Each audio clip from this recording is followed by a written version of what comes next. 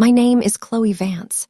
I am 27 years old, and yesterday morning, I stood in the grand ballroom of the Rosewood Manor estate while my mother tried to rip a diamond heirloom off my neck in front of 42 high society guests. She was screaming that I was a thief, that I was a parasite, and that the family jewels belonged to my sister. But then the heavy oak doors at the back of the room opened, and my attorney walked in carrying a federal injunction and a certified copy of a 1999 birth record that turned my mother's world entirely upside down. Before we get into the details of how we arrived at that ballroom, please take a moment to like and subscribe, but only if this story truly resonates with your sense of justice. And drop your location and local time in the comments below. I want to know exactly where you are listening from tonight. Now, let me take you back 12 years. Let me take you back to a small, drafty sunroom in Greenwich, Connecticut, and the first time I realized that my sister's life was an investment portfolio, and mine was just a line item they were constantly trying to write off. Growing up in the Vance household, there were 2 daughters, but there was only one who was treated like poetry. My sister, Madison, is 2 years younger than me. She was born with my mother's exact features: vivid green eyes, a perfect porcelain complexion, and a natural, effortless grace that made people stop her in grocery stores when she was a toddler. My mother, Eleanor Vance, lived through Madison. Eleanor was old money adjacent. Her family had lost their fortune in the late 80s, but she kept the posture, the vocabulary, and the unyielding desperation of someone who needed the world to believe she was still a queen. My father, Robert, ran a mid-level commercial brokerage. He was a silent partner in our home. He spent his evenings behind a walnut desk in the study, reviewing spreadsheets and agreeing to whatever financial decrees my mother made at the dinner table. Madison got the best of everything. She had classical piano lessons with a Juilliard instructor who charged $300 an hour. She had private equestrian training at the Ridge Club. She had a custom-tailored wardrobe for every season. I was the quiet child. I was the daughter who spent her weekends in the public library, reading historical architecture texts and cleaning the dust off old blueprints. I wasn't rebellious. I wasn't difficult. I was simply the markdown daughter. That was the word my mother used once when she thought I was asleep in the back of the station wagon. She was talking to her cousin Lydia on the phone. "Madison is my premium investment," Eleanor had whispered, her voice sharp as glass. "Chloe is more like a clearance item. You do what you can with what's left over." I was 14 when I fully understood what that meant.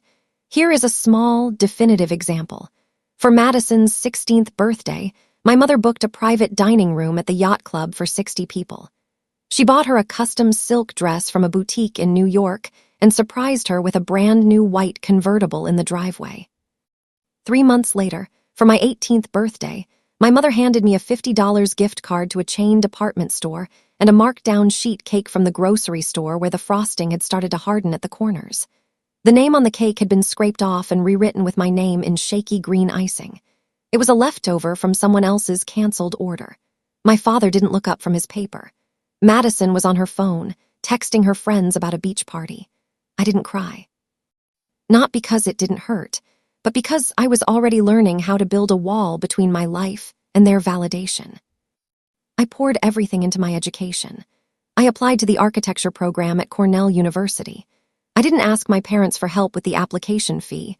I saved the money by working 20 hours a week at a local historical archive, cataloging old property deeds from the late 19th century. The day the acceptance letter arrived, I set it on the kitchen table during breakfast. My mother looked at the letterhead, set her coffee cup down with a slow, deliberate click, and sighed. "Cornell is very demanding, Chloe, and the tuition is astronomical. We have to be practical. Your father's firm had a rough quarter, and we need to make sure we have enough saved for Madison's future. She has an audition for the elite cotillion next year. Some children just have to adapt to local state schools." I looked at my father. He kept his eyes fixed on his smartphone, scrolling through real estate listings. "Your mother is right, Chloe. Packing is important." I didn't argue. I didn't scream. I went upstairs, packed my single canvas duffel bag, and accepted a full financial needs scholarship at a state university 300 miles away. I took out federal loans to cover my books, worked 2 jobs in the campus library, and 8-day-old bagels from the cafeteria clearance rack more times than I care to remember. Medical charts or architecture exams don't care if your parents forgot your phone number. They don't shorten the hours because you spent your birthday alone in a basement carrel studying structural engineering.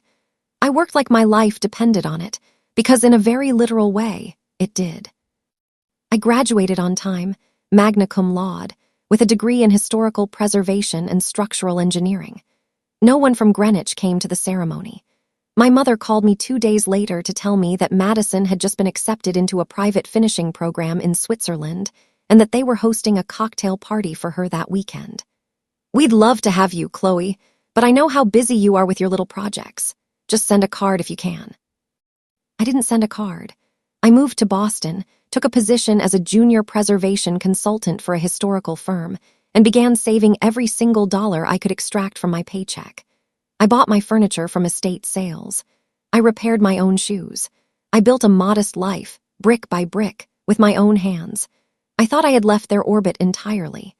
I thought the distance between Boston and Greenwich was enough to protect me from the cold math of my mother's favoritism. I was wrong. The real breakdown began 3 months ago when my mother called me on a Tuesday evening at 10:42 p.m. Her voice had a pitch I hadn't heard in a decade. It was syrup. It was hospitality. It was a trap. "Chloe, honey," she said, her voice dropping into that rehearsed maternal tone she used for church functions. "Wonderful news. Madison is engaged. She's marrying Julian Sterling, the Sterlings of the shipping fortune. It's the wedding of the decade, Chloe. The ceremony is going to be at the Rosewood Manor estate in September." I sat on the edge of my bed, looking at a blueprint of a 1740 meeting house I was restoring. "That's nice for Madison, Eleanor." "Well, of course, it's a massive undertaking," my mother continued, ignoring my coldness. "The catering alone is $400 a head. I've been systematically building Madison's elite wedding fund since she was 12. We have nearly $350,000 set aside to ensure everything is absolutely immaculate. But I need you to come home this weekend, Chloe.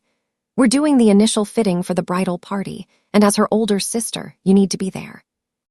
I've found the perfect dress for you." For a split second, a tiny, foolish part of my brain, the 14-year-old girl who wanted a birthday cake with her name, spelled correctly, thought that maybe things had changed. Maybe the scale of a wedding had softened my mother's boundaries. I drove down to Greenwich on Friday night in my used Honda. The Vance house was lit up like a museum. Madison was sitting on the velvet sofa in the living room, surrounded by glossy bridal magazines and fabric swatches. Julian Sterling was a tall, pale young man with a weak chin and the bored, aristocratic posture of someone who had never had to look at a price tag in his life. He nodded at me when I walked in, then went back to reviewing a vineyard list on his tablet. My mother intercepted me before I could set my bag down. "Chloe, finally," Eleanor said, her eyes moving down my denim jacket and my flat leather boots with immediate clinical disapproval. "You look functional. Come into the sunroom. The seamstress is waiting and we have your gown." The sunroom was filled with white garment bags. Madison's dress was visible through a clear plastic shroud, a stunning, custom-made Vera Wang gown composed of layers of French lace and hand-stitched silk that looked like it belonged on a European royal. It was breathtaking. It was art. Then my mother reached into a dark corner of the room, pulled out a battered canvas bag with a clearance tag still attached to the zipper, and dropped it onto the wicker table in front of me. "This is yours," Eleanor said, her smile tight and bright. "I found it at the Second Chance Charity Boutique in Stamford. It's an authentic vintage piece, Chloe. It just needs a few adjustments around the waist. With Madison's catering costs and the floral arrangements from New York, we had to find a few markdown areas, and since you're the maid of honor, you can easily pull off something retro." I unzipped the bag. Inside was a heavy, faded polyester gown from the late 1980s. The color was a dull, muddy mauve. The hem was gray with old floor dust, and the zipper was missing 3 teeth near the base. The seams were frayed, and the fabric smelled faintly of mothballs and basement dampness. It was a $40 thrift store reject meant to be worn by the sister of the bride at a high society wedding where every other guest would be in designer silk. Madison looked up from her magazine, gave a soft, performative sigh, and said, "It's very sustainable, Chloe. You're always talking about historical preservation anyway. It fits your brand." Julian let out a short, uncomfortable laugh. My father didn't look up from his financial journal. I stood in that sunroom, looking at the frayed mauve polyester, and I felt the final link in my family chain snap cleanly in two. They weren't trying to save money. They had a $350,000 wedding fund. They were trying to establish my place. They needed me to look like a clearance item so that Madison could look like a premium asset. They needed the markdown daughter to validate the luxury sister. "I won't be wearing this, Eleanor," I said, my voice perfectly level, perfectly calm. My mother's face went stiff. The hospitality vanished from her eyes, replaced by that Arctic glare I knew so well. "You will wear what this family provides for you, Chloe. You will not embarrass your sister in front of the Sterlings. If you can't be grateful for the sacrifices we make to include you, then you can leave." "I'm leaving," I said. I walked out of the house, drove back to Boston that same night, and did something I had never done before. I didn't cry. I opened my laptop, contacted a private lab in Massachusetts, and ordered an advanced ancestral lineage and DNA kit. You see, 3 weeks before that fitting, my Aunt Lydia, my father's eccentric older sister who had disowned the Vances 5 years ago, had called me from a hospice care facility in Vermont. She had been delirious with fever, but right before she hung up, she had grasped the phone and whispered 5 words that had stayed in my head like a low-frequency hum. "You don't belong to them." I thought she was being poetic about my emotional distance from my mother. I thought she meant I was a different breed of person. But sitting in my quiet apartment, looking at the mauve polyester dress I had taken with me as a physical receipt of their cruelty, I realized Lydia might have been giving me a blueprint. The lab results came back 10 days later on a Thursday morning. I was sitting at my desk with a cup of black coffee when the encrypted PDF loaded on my screen. I scrolled past the genetic markers, past the haplogroups, straight to the maternal and paternal matching matrix. My biological markers did not match Robert Vance. My biological markers did not match Eleanor Vance. According to the federal database and the certified laboratory report, I was not a Vance at all. I was the biological granddaughter of Arthur Rosewood, the late industrialist who had built the massive Rosewood Manor estate, the very property my mother had just booked for Madison's $350,000 wedding. My real mother had been Arthur's only daughter, Clara Rosewood, who had passed away in a private clinic in 1999 when I was an infant. Eleanor Vance hadn't adopted me out of charity. She had taken me in because Arthur Rosewood's will had left the entire 400-acre estate and a multi-million-dollar ancestral trust to Clara's surviving lineage, to be held in escrow until that heir reached their 25th birthday. But there was a catch. If no direct heir claimed the estate by their 28th birthday, the entire property and the trust funds would default to the administrators of the local historical board, a board that my father, Robert Vance, had managed for 20 years. Eleanor and Robert had hidden my identity for 27 years. They had raised me as a markdown daughter, kept me invisible, and starved me of resources so that I would never ask questions, never look at old deeds, and never discover that the house they lived in and the wedding fund they were spending on Madison belonged entirely to me. I closed my laptop, clicked my pen, and called Jonathan Ellis, the senior estate attorney at Morrison and Blake. "Mr. Ellis," I said, my voice steady as an iron joist. "My name is Chloe. I have a certified DNA report, a 1999 birth record, and I need to file an emergency injunction against the Vance family before Saturday morning." Falk's old law partner, Ellis, had a voice like gravel dragged over concrete. He listened to the numbers, listened to the case, and then let out a slow, cold whistle through his teeth. "Chloe," he said, "they don't just owe you a wedding fund, they owe you an entire empire. Let's get to work." The filing took exactly 4 days to prepare. Jonathan Ellis didn't move with the frantic panic of a junior lawyer. He moved with the crushing, methodical weight of an avalanche. We sat in his Boston office on Monday morning, surrounded by old leather-bound property registries and 3 computer screens displaying the corporate layout of the Rosewood Ancestral Trust. They played a long game, Chloe, Ellis told me, setting his reading glasses down on a stack of certified documents. Robert Vance didn't just stumble into managing that historical board. He positioned himself there in 2001, 2 years after your biological mother passed away. He and Eleanor knew that if you remained ignorant of your lineage until your 28th birthday, the Rosewood Manor estate and the accompanying cash assets, which have accrued interest for over 2 decades, would default to the board. And as chairman, Robert has absolute power to liquidate the board's assets or lease them to private commercial developers.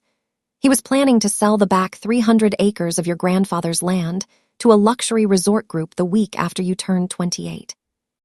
I looked down at my own biological footprint on the lab report, and Madison's elite wedding fund. Paid out of the estate's secondary maintenance account, Ellis said, his voice dropping into a cold, clinical register. They've been systematically skimming from your ancestral trust to fund Madison's lifestyle for 15 years. The horses, the finishing school in Switzerland, the custom Valentino dresses. It was all your money, Chloe. They labeled it property management fees on the tax returns. It's not just favoritism. It's grand larceny on an institutional scale. We filed the preliminary petitions under emergency status with the state superior court by Wednesday afternoon. We didn't send a warning letter to Greenwich. We didn't call my father's cell phone. I went back to my apartment, continued working my remote hours for the preservation firm, and watched the calendar move toward Friday. On Thursday evening, less than 36 hours before the wedding, my mother sent a group text message to me and Madison. It contained a digital layout of the seating arrangements for the rehearsal dinner at the Rosewood Manor Pavilion. Madison and Julian, Table 1, center stage. Eleanor and Robert, Table 1. The Sterling family, Table 1. Chloe, Table 9, back corner, behind the service partition. Attached to the chart was a brief note from Eleanor. Chloe, please ensure you arrive by the side entrance of the pavilion tomorrow evening. We have some high-profile photographers from the Greenwich Social Registry coming to cover Madison's entrance and your current car. Well, it doesn't fit the aesthetic of the Sterling family's standard. The staff will show you where the markdown seating is. I didn't reply to the text. I took a slow sip of my coffee, looked at the court-stamped copy of the temporary restraining order sitting on my kitchen counter, and felt a strange, quiet peace settle behind my ribs. The Vance family had spent 27 years writing a script where I was the clearance item. They had no idea that the theater they were performing in belonged entirely to the markdown daughter. Friday evening arrived, dark and heavy with the promise of late summer thunderstorms. The Rosewood Manor estate was located 40 minutes outside of Greenwich, situated on a sprawling 400-acre crest of old-growth oak trees and white stone walls. I didn't take the side entrance. I drove my used Honda straight up the main cobblestone driveway, parking it directly between a polished black limousine and a luxury sports car belonging to Julian Sterling's father. The pavilion was an open-air stone terrace draped in thousands of dollars of white orchids and crystal lanterns. 42 high society guests were already circulating, drinking expensive champagne while a classical harpist played in the corner. My mother was standing near the center ice sculpture, wearing an emerald silk gown that cost more than my 3 months of rent, her diamonds catching the prismatic light of the chandeliers. When she saw me walk through the main archway, her smile didn't just slip, it froze into a hard, defensive line.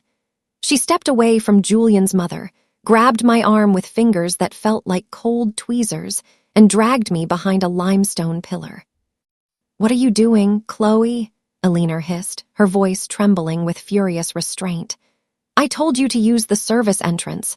Look at your clothes. You're wearing a standard wool blazer. And where is the dress I bought for you? The rehearsal begins in 10 minutes. "I left the mauve polyester in my trunk, Eleanor," I said, keeping my voice down, perfectly steady. "I told you I wasn't wearing a thrift store reject to validate your investment." "You ungrateful, selfish girl," my mother whispered, her face going pale beneath her heavy makeup. "We have given you a home for 27 years. We included you in this family when we didn't have to. If you are going to throw a tantrum because your sister is marrying into the sterling fortune, you can leave this property right now. You are not a part of this celebration." My father, Robert, stepped out from the crowd, holding a glass of scotch. He looked at me with that same dismissive, tired evaluation he'd used my entire life. "Chloe, stop making a scene on your sister's night. Go to table 9 or leave. We don't have the energy for your jealousy." Madison walked over, her emerald-cut diamond ring flashing as she adjusted her hair. "Honestly, Chloe, if you're going to act poor, do it somewhere else. Julian's family is watching." I looked at the three of them, the mother who viewed me as a liability, the father who viewed me as a line item, and the sister who had built her entire identity on my erasure. I reached into my blazer pocket, pulled out a small, printed envelope containing Jonathan Ellis's legal entry credentials, and set it on the high-top table beside my father's drink. "I won't be leaving, Robert," I said softly. "And as for this property, I'd suggest you take a very close look at the stonework on the main gates. My grandfather's initials are carved into the foundation. You should have checked the deeds before you booked the venue." Before Eleanor could scream, the double oak doors at the back of the pavilion opened, and Jonathan Ellis walked in, flanked by a uniformed court deputy carrying a leather briefcase. The harpist stopped playing mid-chord. The conversation in the grand ballroom died table by table, until the only sound left was the low rumble of thunder over the valley. If you have ever stood in a room full of people who spent a lifetime treating you like a clearance item, only to watch the legal math turn against them in real time, type asterisk enough in the comments below. Let me know you're listening, because what happened next in that ballroom is the reason I will never let anyone mark down my life again. My mother moved first, her instinct for social preservation overriding her confusion. She stepped toward Jonathan Ellis, her chin lifted, her old Greenwich hospitality voice activated. "I'm sorry, can I help you? This is a private rehearsal dinner for the Sterling and Vance families. You can't be in here." Jonathan Ellis didn't look at her. He pulled a heavy pair of reading glasses from his breast pocket, unclasped his leather folder, and looked directly at my father. "Robert Vance?" Ellis asked, his voice carrying that boardroom authority that made everyone in the room turn around. My father set his scotch down, his hand shaking just enough to make the ice clink against the glass. "Yes, I'm Robert Vance. Who are you?" "My name is Jonathan Ellis. I am the senior estate counsel for Morrison and Blake, representing Chloe Vance, formerly registered as Clara Rosewood's direct descendant and the sole biological heir to the Rosewood Ancestral Trust." The name * Rosewood went through the ballroom like a physical shock. Julian Sterling's father, an older man with sharp, financial eyes, stopped mid-sip and stared at my father. "What is this nonsense?" Eleanor shouted, her composure cracking entirely as she stepped between Ellis and her husband. "Chloe is our daughter. We raised her. She has nothing to do with the Rosewood family. Robert, call security. Get this man out of our venue." "This isn't your venue, Mrs. Vance," the court deputy said, stepping forward and unfolding a large, white document bearing the seal of the state superior court. "I am serving a temporary restraining order and a structural injunction against Robert Vance and Eleanor Vance.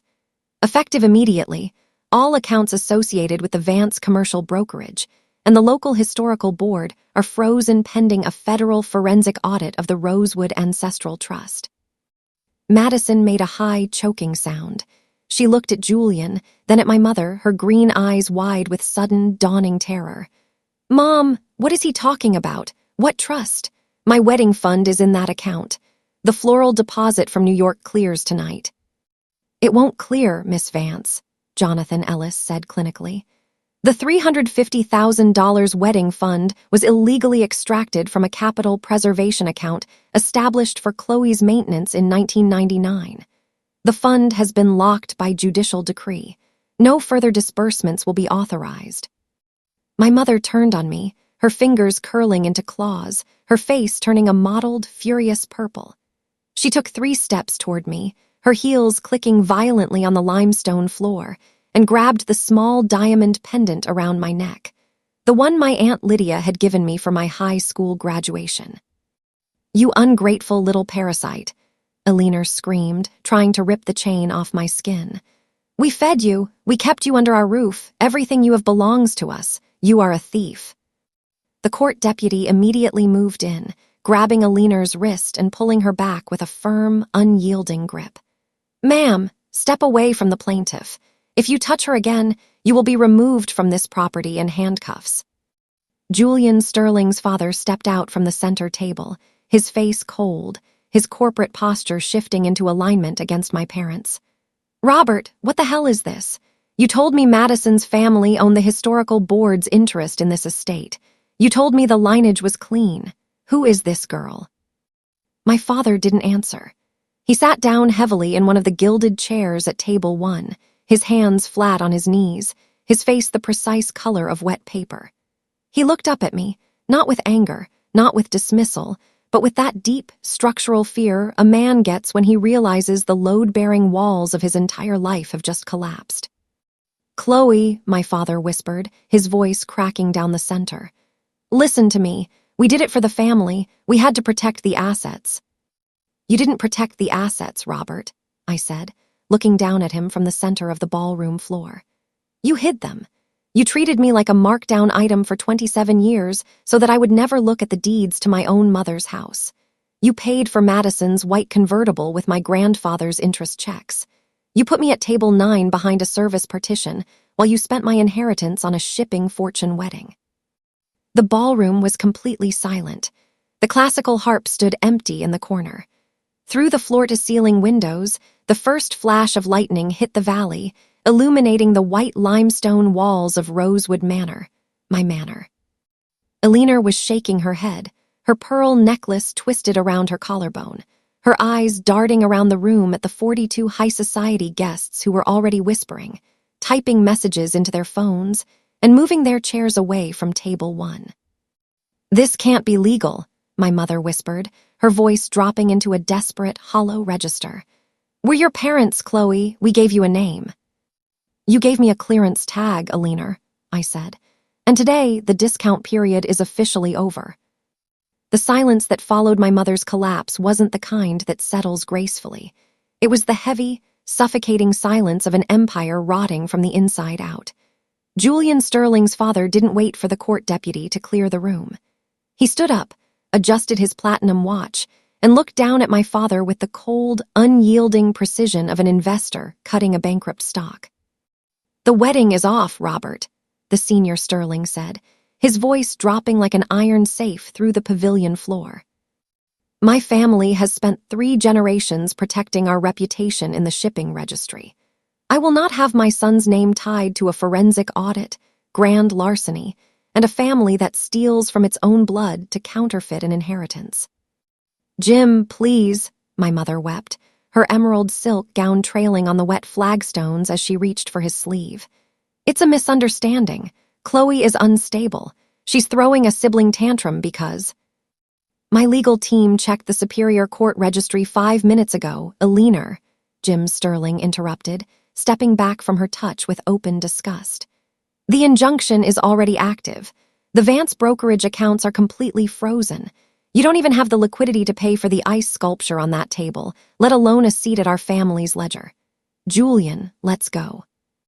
Julian Sterling didn't look at Madison. He stood up, set his champagne flute down beside a floral arrangement that would never be paid for, and walked out into the gathering storm.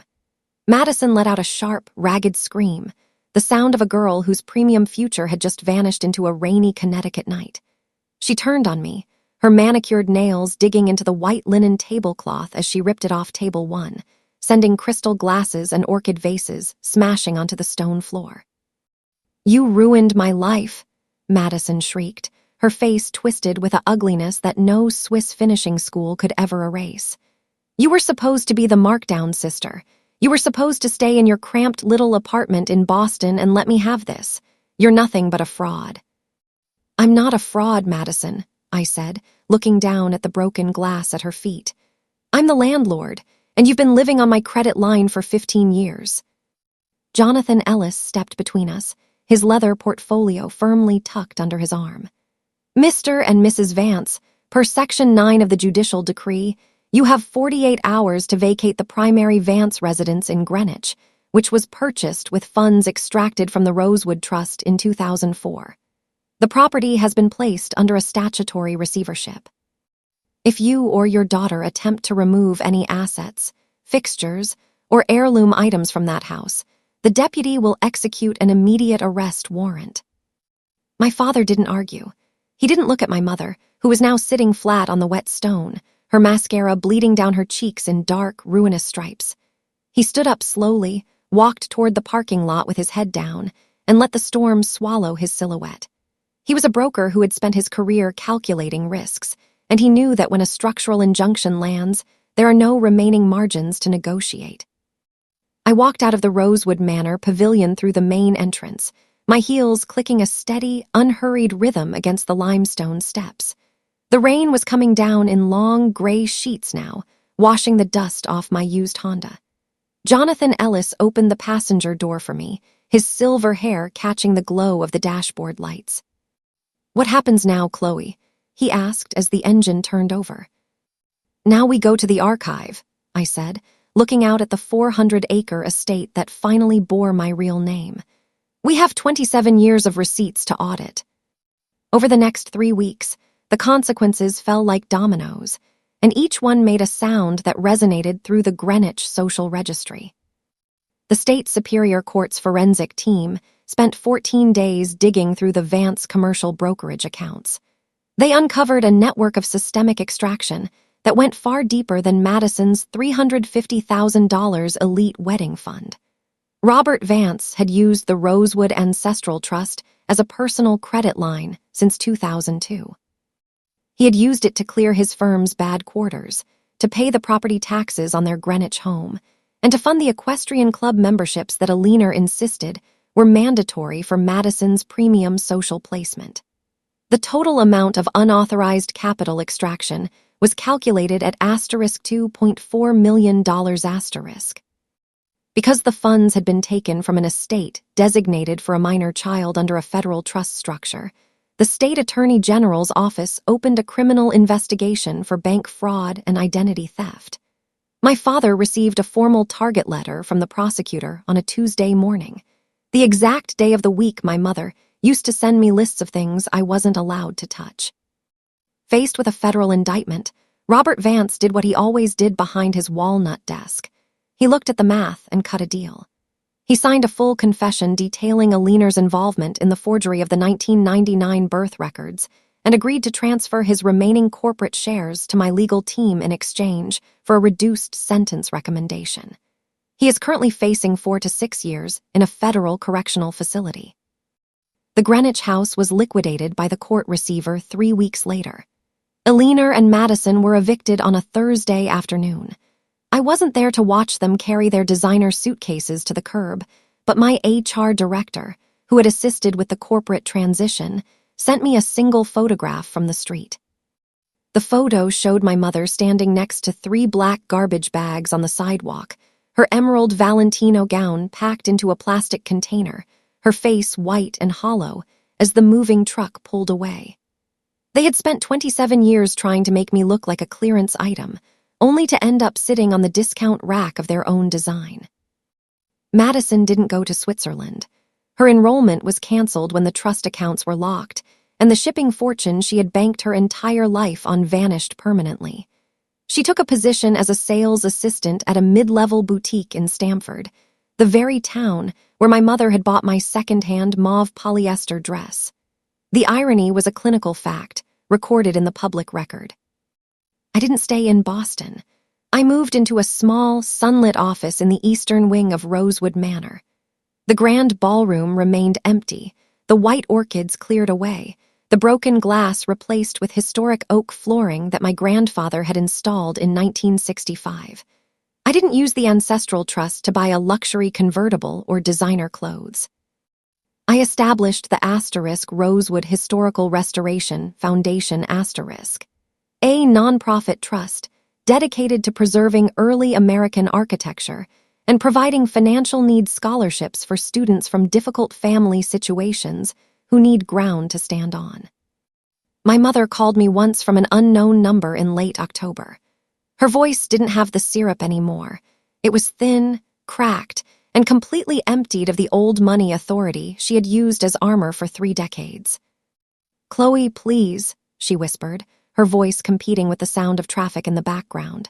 "We're your family. We kept you safe for 27 years. You can't leave your mother living in a rented 2-bedroom duplex in Stamford. I don't even have enough to cover the utility fees this month.